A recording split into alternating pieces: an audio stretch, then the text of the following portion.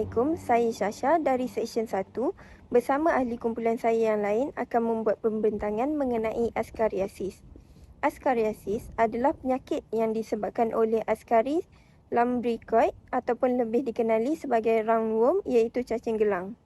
Cacing dewasa akan tinggal di dalam usus manakala telur-telur cacing pula akan dikeluarkan bersama najis. Panjang cacing ini boleh melebihi 30 cm di mana cacing gelang jantan mempunyai saiz yang lebih pendek daripada cacing gelang betina dewasa. Lazimnya, penyakit ini akan menjangkiti kanak-kanak kerana mereka kerap bermain di kawasan yang lembap dan juga kotor. Assalamualaikum warahmatullahi wabarakatuh. Nama saya Induk Masita Nabila dari Seksyen 1. Hari ini saya nak bentangkan penyebab askariasis. Yang pertama ialah telur cacing boleh ditemukan di dalam tanah yang tercemar dengan najis manusia. Yang kedua, apabila kita bersentuhan dengan tanah atau tidak mencuci tangan selepas menyentuh tanah. Yang seterusnya, ambil sayur-sayuran atau buah-buahan yang tidak dicuci dengan bersih sebelum dimakan. Yang keempat, tidak memotong kuku dan membiarkan kuku panjang sehingga ada kotoran seperti tahi kuku di celah-celah kuku. Yang terakhir, menggunakan sumber air yang kurang bersih seperti air minuman yang belum ditapis untuk diminum. Penyebab askariasis juga dengan proses menelan.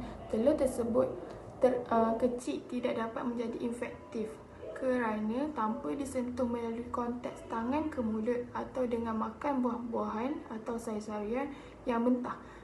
Migrasi larva menetas telur ke usus kecil dan kemudian melalui dinding anus ke jantung dan paru-paru melalui sistem darah. Selepas matang 10 ke 14 hari, di paru-paru larva masuk ke salur pernafasan dan naik ke tengkorong.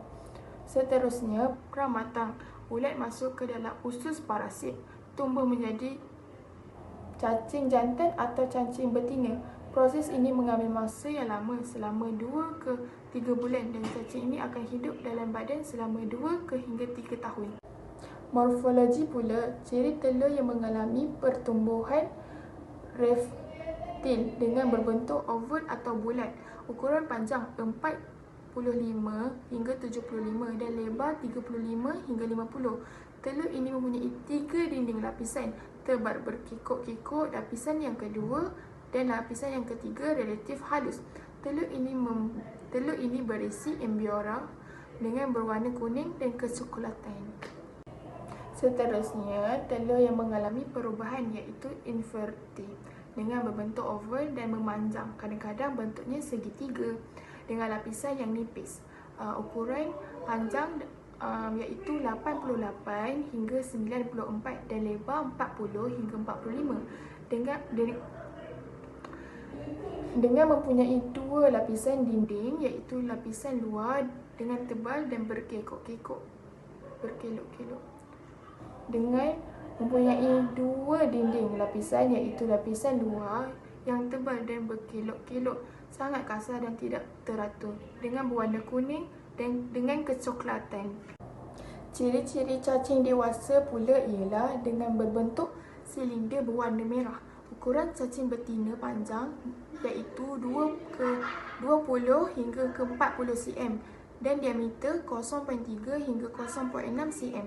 Cacing betina pula hidup selama 1 hingga 2 tahun dan membiak sebanyak 26 juta. Cacing jantan pula hidup selama 10 hingga 24 bulan sahaja.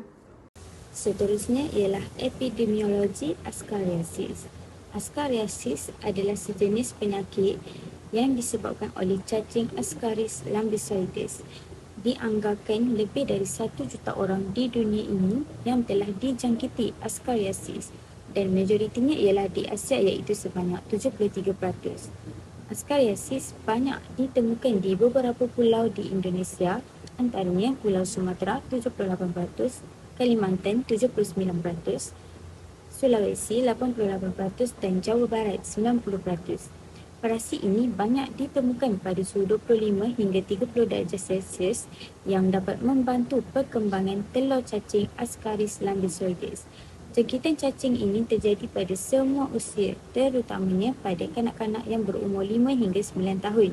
Sama rata pembahagiannya antara lelaki dan perempuan.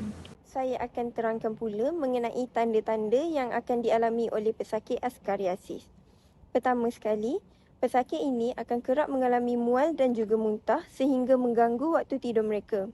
Seterusnya, mereka akan mengalami batuk yang teruk apabila cacing itu mula mendekati saluran pernafasan. Batuk yang berterusan akan menyebabkan pesakit ini mengalami gangguan pernafasan dan menyebabkan mereka mudah menjadi penat dan lelah.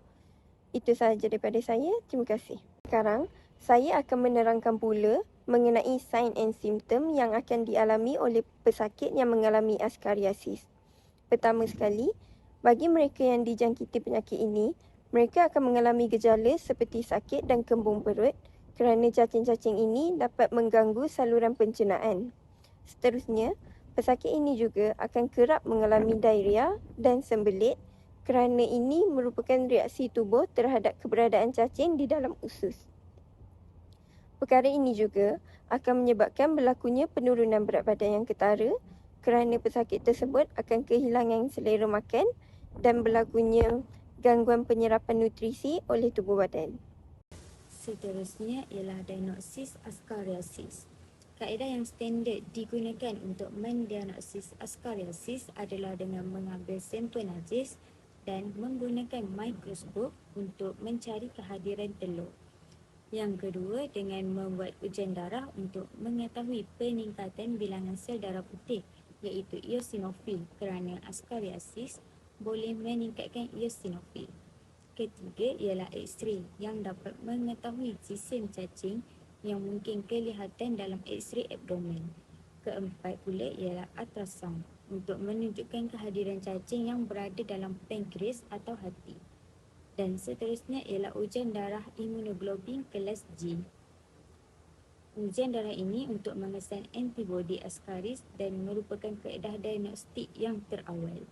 Assalamualaikum, saya Fatini. Saya akan terangkan tentang pencegahan penyakit askariasis. Yang pertama, kita hendaklah sentiasa kerap membasuh tangan dengan sabun dan air yang bersih dengan menggunakan teknik hand hygiene yang betul.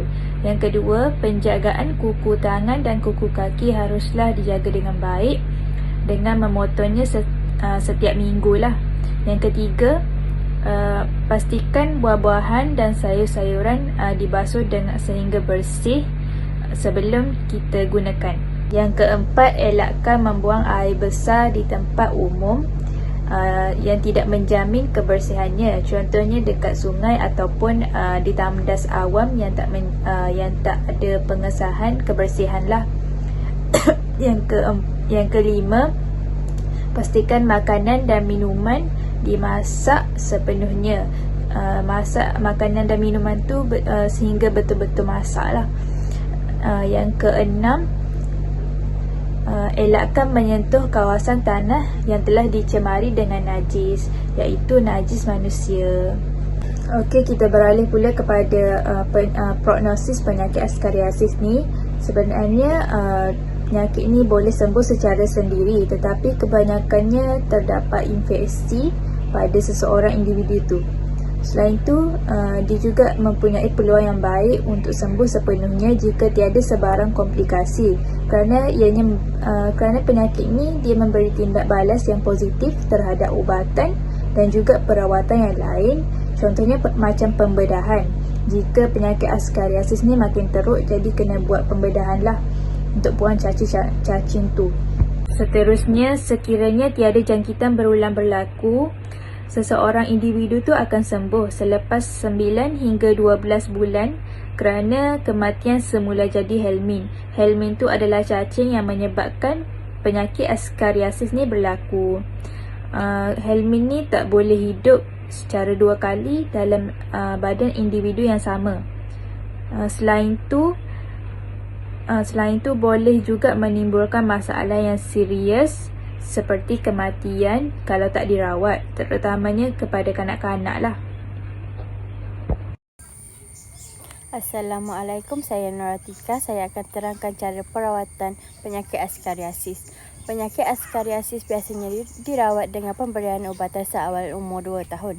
Terdapat 3 jenis ubatan yang diberikan oleh doktor ialah albendazole ataupun albenza, ivermectin ataupun strometol, mebendazole. Tujuan ubat ini diberikan untuk merawat serangan parasit yang menyebabkan penyakit askariasis iaitu Ascaris lumbricoides. Ubat ini mengambil masa 1 hingga 3 hari untuk membunuh cacing dewasa. Pengambilan ubat ini memberi kesan sampingan seperti sakit perut ringan ataupun cirit birik. Itu sahaja daripada saya. Sekian, terima kasih.